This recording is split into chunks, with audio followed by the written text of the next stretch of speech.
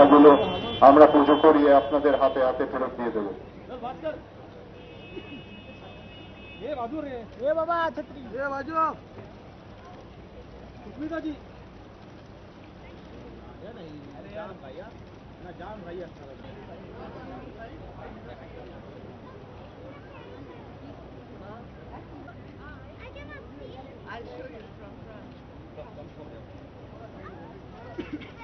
Thank you.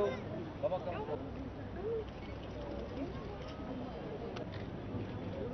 थोड़ा नीचे आना, थोड़ा नीचे आना, थोड़ा सा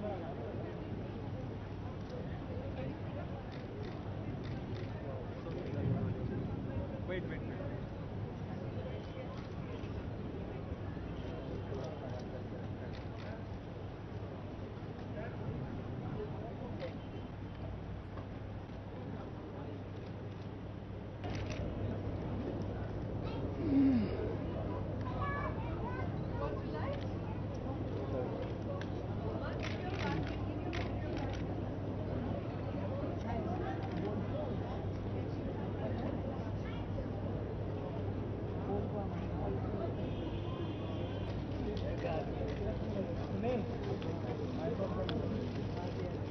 आपने लिया?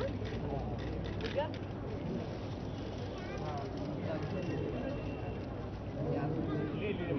आपने?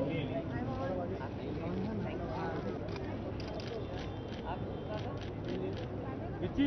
हाँ।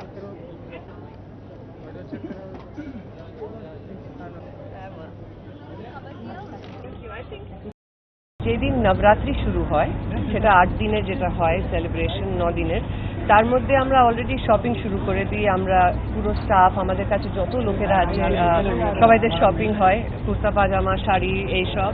আমি যে শাড়িটা আজকে পরে আসছি আমার মা দিয়েছেন আমাকে एंड प्रत्येक বছর मेरी मम्मी मुझे वो साड़ी पहनाती हैं जो मैं दुर्गा पूजा शुरुआत करती हूँ, तो ये भी माँ ने दिया है।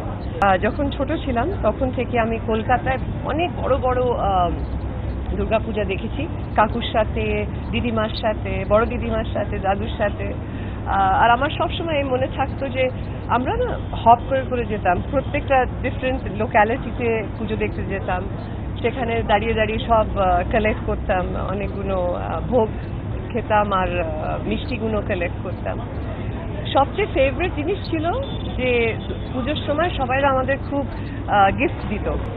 প্রত্যেক বছর আমি শুধু এই প্রেয়ার করি যে আমার বাচ্চারা এখানে এসে প্রত্যেকবার যে গল্প শোনে, যে জানতে পারে যে ওরা নিজে কোথা থেকে এসছে, আর জীবনে যেন কেউ ওদের এমনি না ভাবতে দেয় যে ওরা ছেলের থেকে কম বা মেয়ে হওয়া ভালো কথা নয়।